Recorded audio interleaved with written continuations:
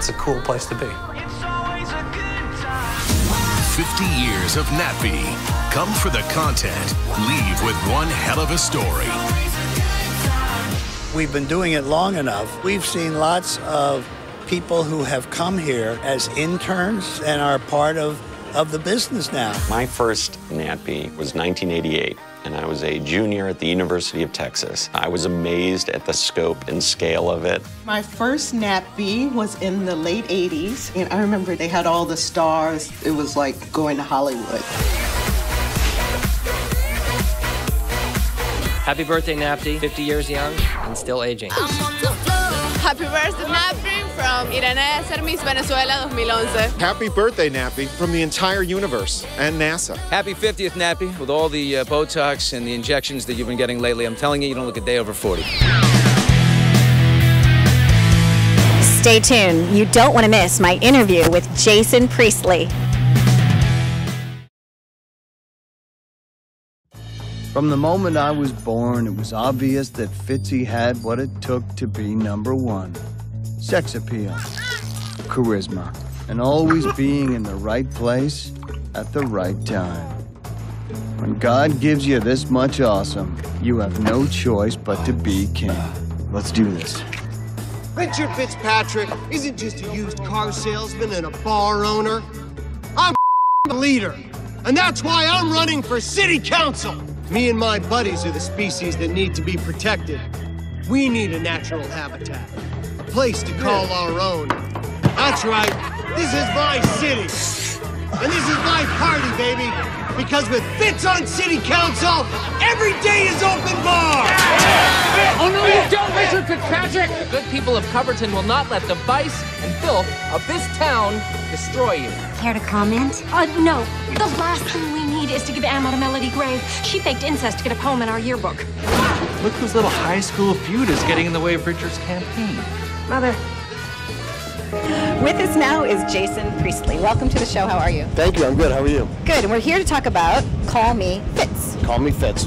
And tell us about your show. Well, Call Me Fitz is about Richard Fitzpatrick, the character that I play on Call Me Fitz. And Fitzy is a used car salesman. He's a character of somewhat questionable character, you could say. But I always think of him as an everyman. He's doing the best he can with the limited tools at his disposal. The show is we just finished shooting our 4th season of the show, and I'm here at Natpe to make sure that our show continues to sell well internationally. We're on in 92 countries around the world, and here in America we're on DirecTV on the Audience Network. But we're available on iTunes as well. You can buy entire seasons on iTunes. There you go. We're back.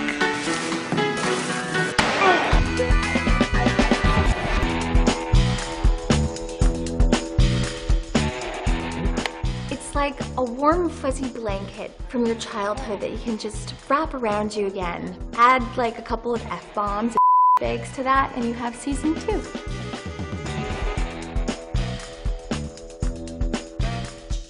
We turn into kids when we're on set. You know, we're always trying to make each other laugh.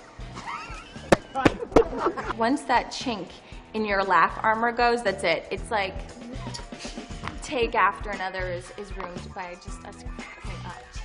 We have such good writers. You can hear them up there in the room upstairs, giggling and making all kinds of noise, and you know that during the next episode you're going to get some good lines. It's pretty easy to write for the show. You just basically drink about a half bottle of bourbon, get into a fight with a family member, think about a dog that died when you were 9, and then make fun of a hobo. And I'm getting my life back.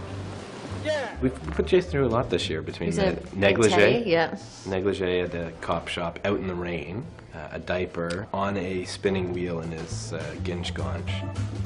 The show is a half-hour single-camera comedy. So for me, being able to do just flat-out, straight-up comedy is a lot of fun. You know, I certainly, at a lot of other times in my career, I've done things that are a lot more dramatic or even melodramatic and a lot more heavier material. So for me to be able to just do comedy is a lot of fun. I acted when I was a child. And as I started to get a little bit older in my life, and I realized that my dreams of playing in the NHL weren't going to come to fruition. I just didn't grow big enough, and I just wasn't quite good enough to make that my career in my life. I started to think about what I wanted to do with my life. And the one thing I kept going back to was acting. You know, it was something that I'd done earlier in my life, and something that I got a lot of enjoyment out of. So I did all the things that you're supposed to do. I started to take it much more seriously, and then once I graduated from high school, I went on to theater school and went to theater school for 2 years, and then continued on with my career. And that's sort of the thing that, when a lot of young actors come and ask me, about advice and what should I do, and I want to be an actor, what do I do? I always tell them, the most important thing you can do if you want to be an actor is to go and get an education on what it is to be an actor and how to act, and I always tell them that the most important thing is an education. And do you have childhood friends that still, come around or call you or Facebook you and say, you know what, like, I remember when you were a little boy and that they're kind of proud of you? No. I don't. No core friends? All right, I will be your friend. Oh, Jason. Is that sad? No, it's okay. All right, you want to be my friend? We'll be friends. I do, actually. Okay. Apparently I need some friends. Well, there you go. It's been, what a wonderful visit. Jason Priestley here on Live It Up.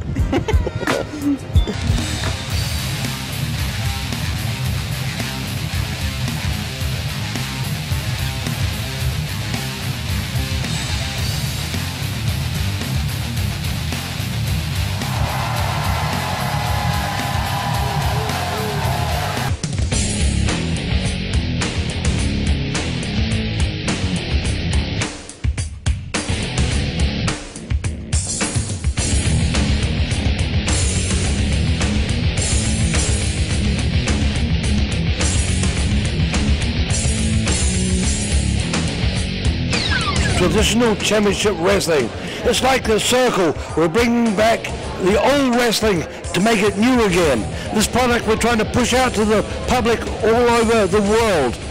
USA and the continent of Europe, down under Australia, New Zealand, where I'm from, and we hope that the people like this product. Here, we've got all kinds of characters in it. Look at the gentleman. There are many characters in this show, ladies and gentlemen. How did you feel when they approached you to take part in this? I was more than happy to take part in this. Like I believe in the product. I believe in the situation. Like this is everything that we're doing is everything that I've worked so hard for. I've been wrestling for 11 years. I've been on TV in 16 different countries, not the one that I live in, sadly. So, it's time. It's time. We're gonna drop in the hammer. Gonna go do some work and make this as big and as awesome and as bad as we possibly can. So, this is what we're here for. We're here to be, to make this the next big thing. Congratulations on all your success, and thanks for playing around with me. It was a lot of fun. It's always fun. Nobody got hurt, just in case you were wondering. It's all good. I didn't hurt him yet. Uh-oh. Bye.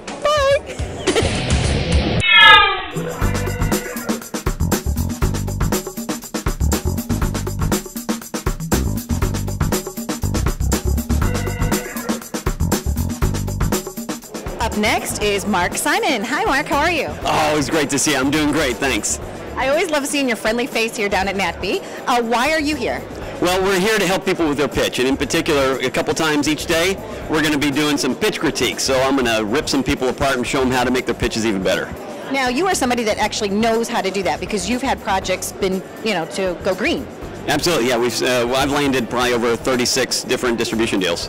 And what was it like when you landed your first deal?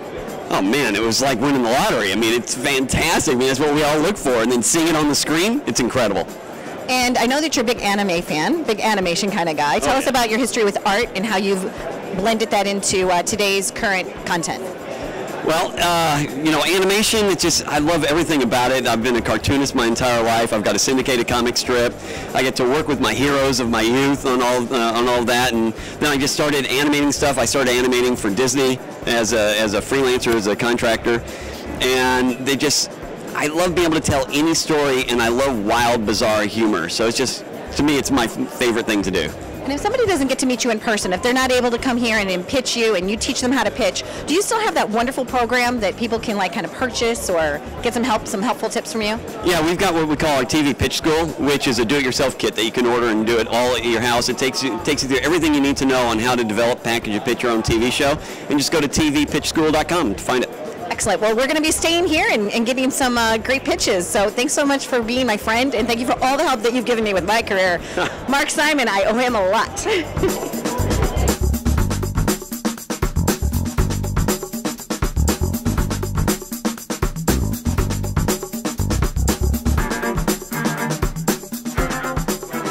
destinations for the show, off the beaten path kinds of destinations.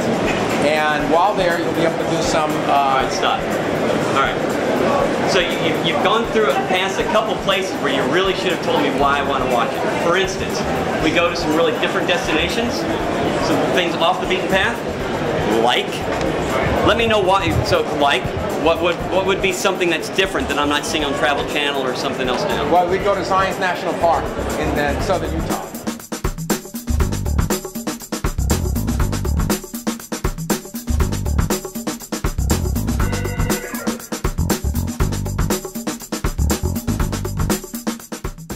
Natpe embraces an ever-changing industry and has evolved to be the bridge between content creation and monetization. Natpe draws the stakeholders together to explore what the various opportunities are. You no longer only are able to sell to networks. You can now sell to the internet. You can be creative about how you distribute your product. Natpe will be the facilitating engine between the Hollywood, international, digital media, and the advertising community. Natpe is extremely important today. Anytime you can bring creative people together to share ideas, opportunities arise. It's the catalyst for the discovery of the most compelling content worldwide.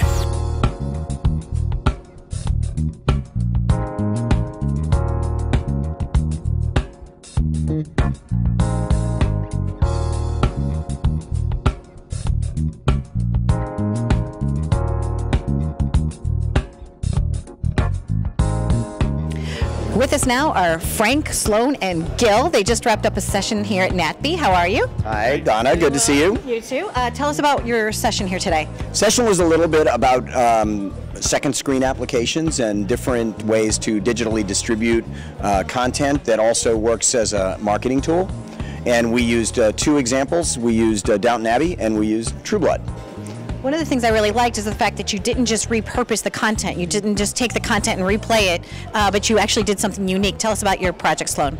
Well, in a way, we did repurpose the content because we took 19 hours of seasons 1 and 2 of Downton Abbey and drilled it down to 5 minutes and got it out online kind of in the same way that people expected to see viral videos from fans, but it was officially from PBS, and it worked for potential fans and existing fans. So. Excellent. And Gil, the project True Blood that you worked on? Yep, so for HBO we actually created a brand new episode for True Blood that only aired on Facebook, and it starred you and your friends after we did a profile scrape. And Sloan, you were saying you don't, PBS doesn't traditionally participate in Natpe, so what are your thoughts on participating here in 2013? It's been great. It's been great to see all the different content and how it's being distributed across the whole spectrum internationally, so it's hopefully we can come again. Excellent. And Frank, you're obviously a veteran here. Your thoughts on this year? It's a really good year. It's probably the largest group that they've had at Natpe in certainly the last 5 years. The weather's been great. There's almost everyone in our industry, in the television industry, in the digital industry, is represented here in one way or another. It's really been a great market. Yeah, I think everybody's just having more fun this year for some reason. It's been a lot of fun. And they're nicer. It's weather? Yeah, people are being nice, I guess, because the weather's great. Well, stay tuned for more on Live It Up.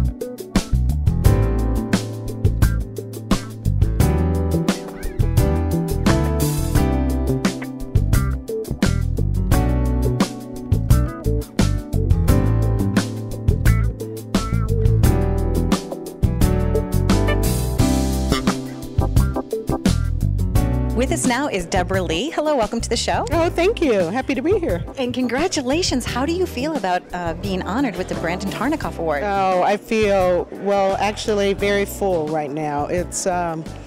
It's just sinking in, and it's such a great testament to all we've been trying to work toward at BET Network. So, you know, I'm not only happy for myself, but I'm happy for all the employees and executives at BET who have been working so hard to create great content for our audience. And Brandon was such a role model and someone I always admired, and his passion for television and his ability to create programming that appealed to all audiences. And so to receive this award is very special.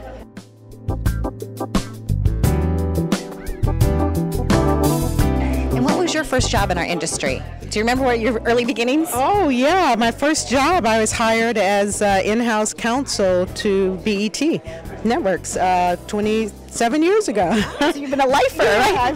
I was the first in-house counsel, and I was general counsel for many years, and then I became chief operating officer, and then I became CEO 7 years ago. So I remember it like it was yesterday. And when you received this honor, who was the first person that you called to share the news with? Oh, that's so hard. I think I call my kids. They're both young adults, and you know, both want to get in the music industry, interestingly enough, and so I shared it with them. And what is the future of BET? What's exciting? What's happening now for you that you really can't wait to just explore and celebrate? Well, we have so much great content coming up. We've had success with sitcoms. A show called The Game that we premiered a couple of years ago is the highest rated sitcom in cable TV history. So we're hoping to hold on to that place for a while. We have a couple of more sitcoms coming up. We have a drama, our first drama starring Gabrielle Union called Being Mary Jane. I'm very excited about that. And, you know, every year it just gets better and better. You know, it's how do you do the mix of programming? How do you keep the ratings as high as you can, the whole daytime flow? So, you know, and BT is doing really well. And then we have Centric, which is our second network. And it's a little older targeted, and that's doing really well. So it's about international expansion. It's about continuing to create great content. So the future is very bright. We just celebrated the inauguration of our president, and we covered that. So news and information is really important to our audience. So a lot of great things coming up.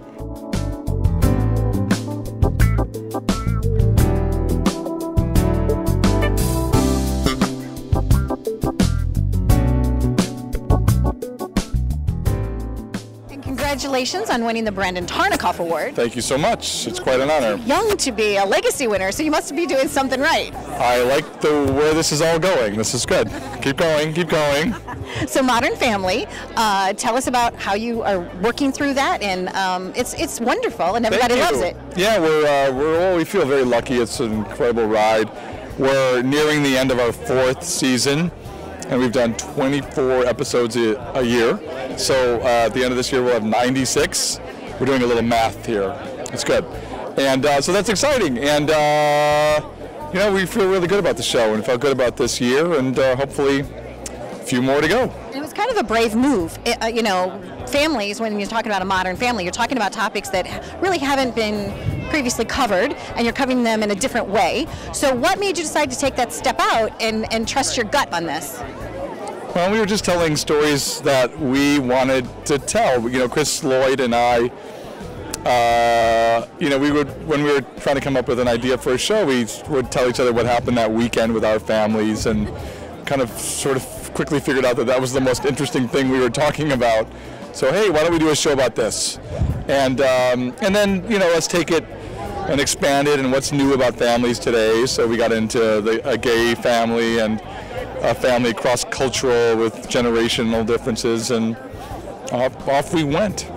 And how did you start in television? What were your early days like? Well, my original start in television was back in 1983 or 2 or something like that, when I was a TV reporter for the ABC affiliate in Madison, Wisconsin, where I went to college. And I did TV news for a few years, and then I got into advertising, and then my first job was on the TV show Wings. I finally moved out to LA, got a writing job on Wings, and very honored that Peter Casey, who was one of the creators of Wings and Frasier, is here with me tonight, and that's quite an honor. And I also heard Dennis Swanson out of my ear say that he also knew you way back when. Yeah, Dennis Swanson was the general manager of WLS TV in Chicago when I was an intern there. So, yeah, it's kind of funny how all these things intersect. Yeah, it's like a tapestry. He won last year, you won this year. No, he won last year. I didn't even know that. That's nice. Well, it's only fitting then. That you're here now. Yes. It's the logical next step.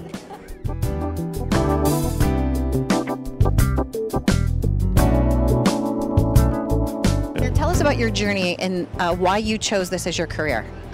I chose this, obliquely by working with a conductor in classic music, and one conductor is actually coming here tonight who runs the Cleveland Orchestra, and we did a lot of opera for television and ballet and concert, and from there it evolved into fictional and drama and documentary and many other facets. So it was not really my primary design to be in TV. What makes you happiest now? Like, what are some things that you're joyful about? Well, 40 years later, I'm very joyful when we do the live relays from the Metropolitan Opera and bring them to the German cinema. We have 200,000 people watching the Met Opera live on a Saturday night in a movie house because that combines sort of the whole circle of 40 years of what I did, which was essentially, classic music, opera, but on a media that in my old days I would have thought, would have never ever been interested in doing opera. Now, how do you feel about the convergence of all the different traditional media, the digital media, and the things that we've been talking about here at Natpe this year? Well, I'm going to do a speech tomorrow. You will see it's very old world. Everyone else is talking about the clips and the I am still with my head into, creating negatives and things that will have a lasting value, that hopefully you can dust off in 10, 15 years and still look at, whether they are, pure drama or fiction or a good documentary or possibly some musical element. That's what I'm interested in, and that's, I think, what I'm going to continue to do.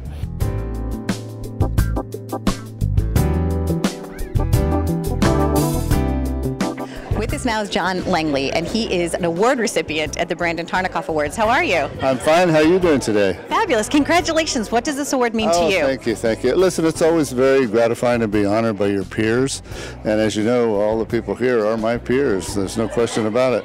And I'm particularly gratified because, look, there are a dozen guys and gals that could receive this award. So I'm just one of the fortunate, lucky ones that is getting it now. Now tell us about your path in your career, like how it started and a little bit about the journey. Well, just the highlights. I started as a college professor. I was working on a doctorate in the philosophy of aesthetics. So I took a little right turn and came over to television, or a left turn, whichever you prefer. And that led writing. I had always been a writer, so that led to my getting into the business. Excellent. And what are you most proud of?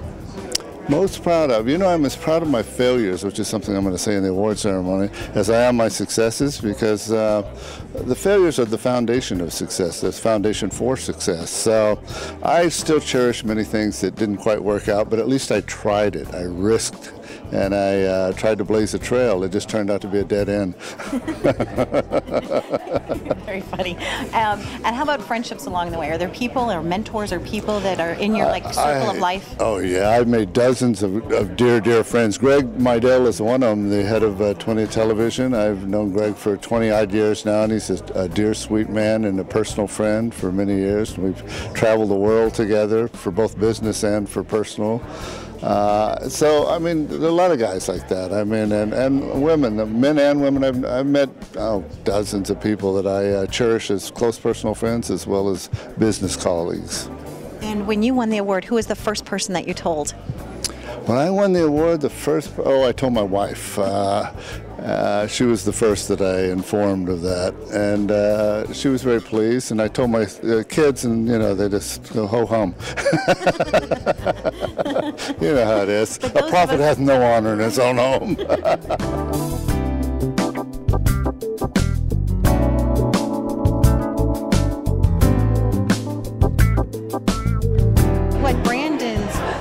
to our world still is that he did set the standard, the gold standard almost, you know, because people, we all resonate with that, you know, and I think that really matters, you know, to everybody that's in the room, and it's a beautiful thing, you know, and I look forward to celebrating Brandon's life, his legacy with you year after year after year. That's so lovely. Because it's well deserved. Well, the one thing that I also wanted to mention was that Brandon was someone that embraced all the genres of TV. He wasn't snobbish about, you know, he was putting on variety shows when people wouldn't even consider doing variety, and now we've come to the place where American Idol had this massive run, and the thing that I always remembered Brandon doing was sort of as zigging and zagging. You know, when people were saying comedy was dead, he put Bill Cosby and Cheers and Family Ties and all that happened. And when Modern Family became this massive hit, I thought, hooray. You know, because they're finally like opening up television again. It was so kind of single-minded, and so just to see all these people that represent all these different parts of TV is really something that defined Brandon. He was really someone who believed in the whole pie and believed in all of it. And I feel like we're getting to that place again. And there was certainly a lot of laughter here tonight, right? Oh, yeah.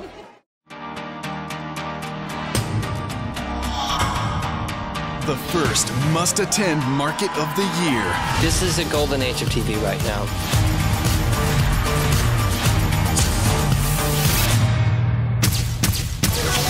Why not Natpe? It is the quintessential place to go to present your programming for here in the United States or around the world. Natpe is the place to be. It's the only place to be. I'm older than Natpe. That's scary.